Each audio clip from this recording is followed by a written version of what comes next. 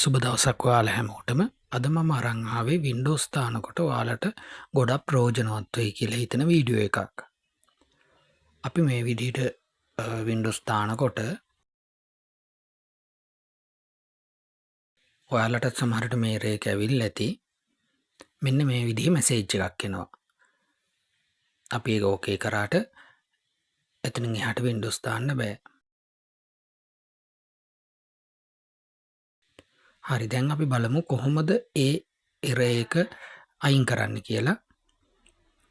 මුලින්ම අපි F2 ඔබලා BIOS වලට යනවා. ඊට පස්සේ අපි ඒක යනවා සිකියුරිටි කියන එකට. සිකියුරිටි කියන එකේ ඔයාලට බලා ගන්න පුළුවන් පල්ලෙහාට ගන්නකොට සිකියුරිටි බූට් කියලා තියෙනවා. අපි ඒකට ගිහිල්ලා සිකියුරිටි බූට් එක ඩිසේබල් කරගන්න ඕනේ. මේ විදිහට.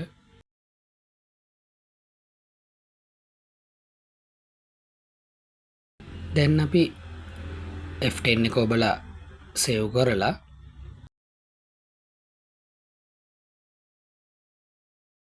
ආපහු පෙන් එක ගහලා අපි බූට් කරලා බලමු. දැන් අපි කරපු වැඩේ හරිද කියලා. හරි, F2 ලැබුවා. F2 ලැබුවා.